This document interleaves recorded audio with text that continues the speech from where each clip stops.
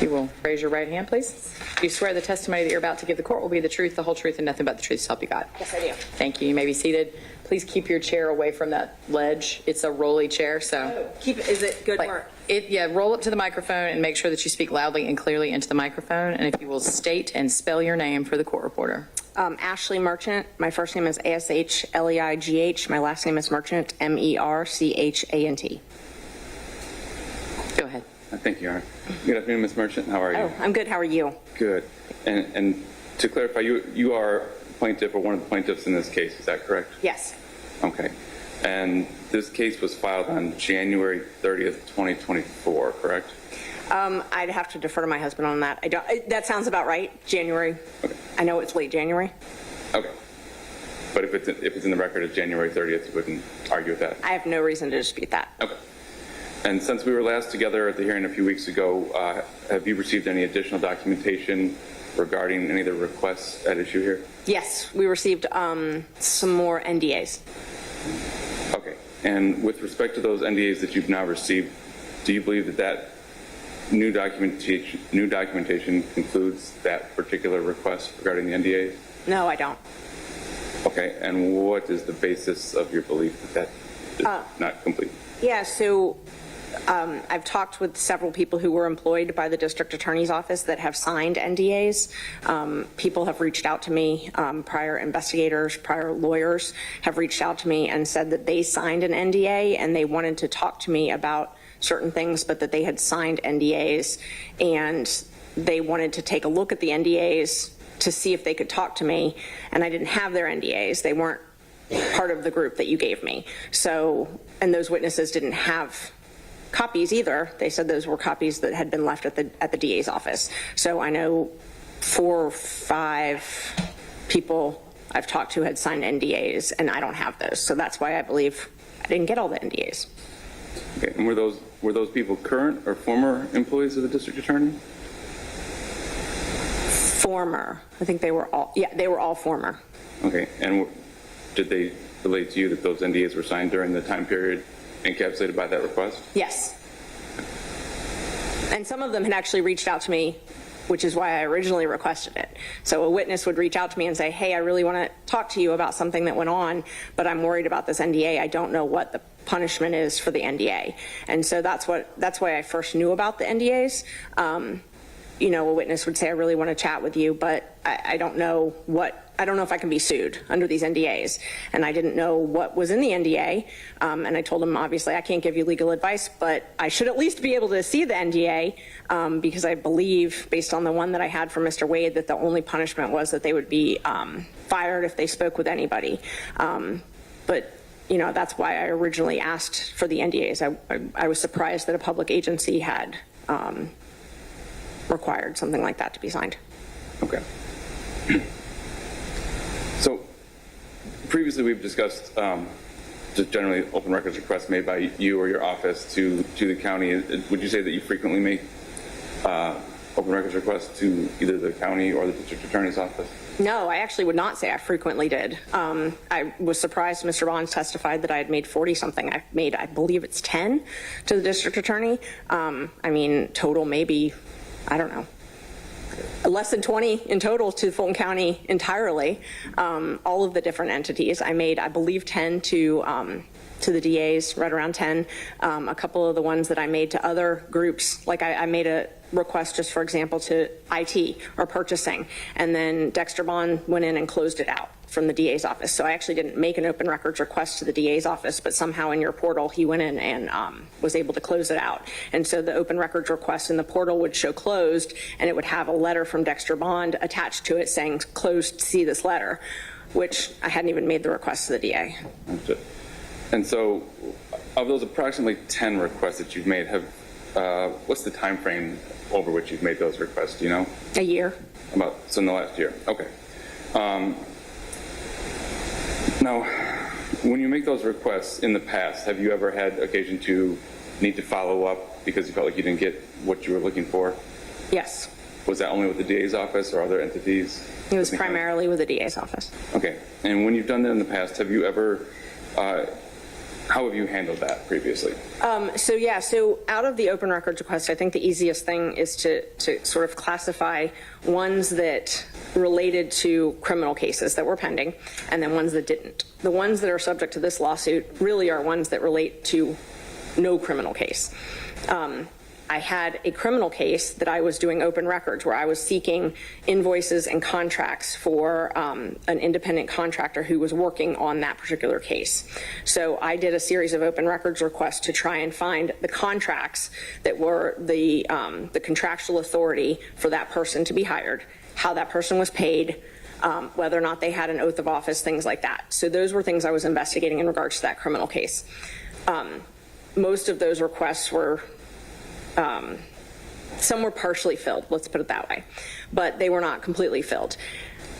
I did have a hearing in that criminal case, and I was able to use my subpoena power to get records in that case. That is why those records were not subject to this lawsuit, ultimately. They might have been initially subject to this lawsuit, but ultimately they were not something that was sought because I was able to get those through subpoena.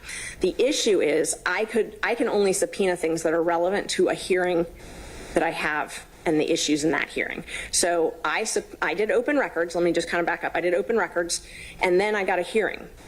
When I got that hearing, I was able to issue subpoenas for those same things that I had been denied in open records. I was able to get them because I could issue a subpoena in that hearing. I could not, however, issue a subpoena for things that weren't relevant to that hearing, which is why this open records lawsuit has continued. What would you say that those things that have been requested pursuant to the requests in this lawsuit are related to the ones in the other criminal case as well? No.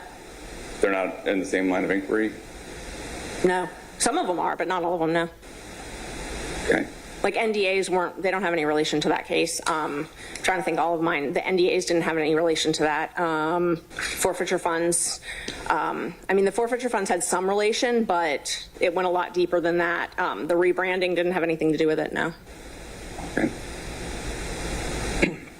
Now, when you make open records requests, how do you, from a practical standpoint, how do you do that? Are you using the portal from the DA's website, from the county's website? Does it depend on who you're making the request to? Yeah, no, so it depended on the time. I would go to the entity, so I would go to the DA's office and I would use their landing page, and I assumed that IT could track how I was doing it, so I was always very careful to make sure that I did it the proper channels. So I would go to the IT department, I'd go to the DA's office, and there was a link on theirs that when you clicked on that for open records, it would take it to the county open records portal. That link was not always active. So there was a time period where I was able to go to the DA's office and file open records request. And then after we filed this lawsuit, for a period of time, that link disappeared. So I wasn't actually able to make any open records requests to the DA's office during that period of time. It is now back, but I have not since made any since it's back. But I would go to the landing page of the DA's office, click on the open records link for records. It would take me to the county portal, and then I have a login, and I would type in what my open records request was. Okay. Now, in the past, when you've had issues getting what you felt were a full set of responsive documents, have you ever had to go further than just following up with the department before? Yes. And what did you do in that situation? I filed a complaint with the Attorney General's office. Okay. Did you do that in this case? Yes. Well, I did it, so I'm actually not sure. When you say this case, there's so many different requests that, I had about 10 requests, and some of them were partially filled, some weren't. I filed a complaint with the Attorney General. I definitely did that. I don't know which request it would have been listed under, but I know that I did do that. Okay, do you know, so you don't know if, and let me go back to sort of reset a little bit. Which particular requests do you believe still have outstanding documents in this case? Is it all of the ones that you filed on, or is it limited to a couple of those requests? If I could look at the actual requests, I can tell you exactly. Is that okay? I have them. I'm happy to look at them. Okay. Yeah, May I go? Yes.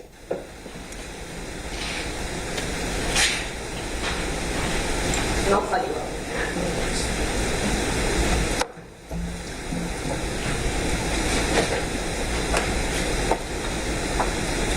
And would it be easier for you if I mentioned the couple that, based on what's been testified to and the proceedings in this case that I think we're still dealing with? Yeah, that's fine. I'm looking at our letter, just so you know, the January 24th letter. It just sort of summarized the request. So I was just looking at that to sort of orient myself. But if you want to ask me about a specific request, I'm happy to answer about that. Okay, so if I'm not mistaken, I believe the ones that we still have at issue, and based on your testimony earlier saying that the NDAs Yes. were not still complete, we're looking at there were 2 requests regarding critical mention, which are R00272, 010-924, and 675-011-824. Yes. Do you believe those are still outstanding? Or have any documents that are still outstanding? I believe that they were not completely complied with, but for the purposes of this litigation, we were not going to be proceeding with those anymore because we didn't have any way to prove that they haven't been complied with fully. Okay, so for purposes here, we're done with those in terms of production. Yeah, I understand what you're talking about. Yeah, so these documents, you asked me my belief. I do not believe that we have received all the critical mention documents. The county spent $20,000 on a contract for this. I do not believe that it received 2 PDF graphs in exchange for $20,000 and 24 months of a contract for critical mention media monitoring. I have no way of proving that, but I find that hard to believe personally, that that's what they got for that money. Because I can't prove that these reports exist, we are not proceeding with anything further in that regard. Does that make sense? I believe so, yes. Thank you. Okay. And then we mentioned that the NDAs, which were R000305. Yes, so the NDAs, I've received, I believe, 122 to date. I know that there are more that we have not received. And based on that, I'm sure there's more. But do I know if there's more? And you described having some conversations with former employees. Is there anything else that leads you to that belief, or is it just based on those conversations? Well, the first thing that led me to that belief was the fact that the first issue I had was so Dexter Bond, the open records custodian, had done a business record certificate in a civil case where he certified Nathan Wade's NDA. Then he did a business record certificate in our case where he certified that there were no NDAs. So I had 2 certifications where he swore to 2 completely different things. Based on that, I do not have any faith that they actually have been searched for. And then the last one that I think may still be at issue, I want to be clear, is the list of attorneys that have been hired during Madam D.A. Willis's tenure. Yes. And that was request 000198 010-824. Is that one still? That is still outstanding, yes. Okay. And so with respect to these still outstanding requests, did you send these requests to the district attorney's office or to the county? Do you recall? I can tell you. Let's see. I can tell you exactly who I sent them to. The personnel records, the list with the dates of hiring, that was sent through the public records portal, but the department I was requesting records from, there's a drop-down box when you go online, and the drop-down box I did was district attorney. So I've got that for that one. And then, let's see, I can tell you the next one. Well, critical mention, I don't think you asked me about that.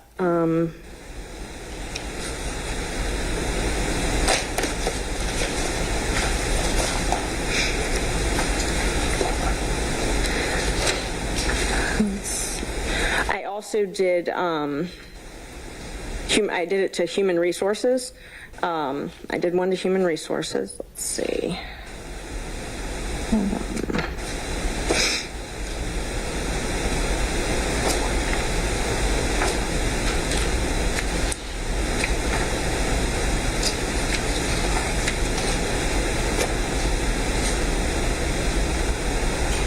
So the one that I did regarding promotional material, I submitted that request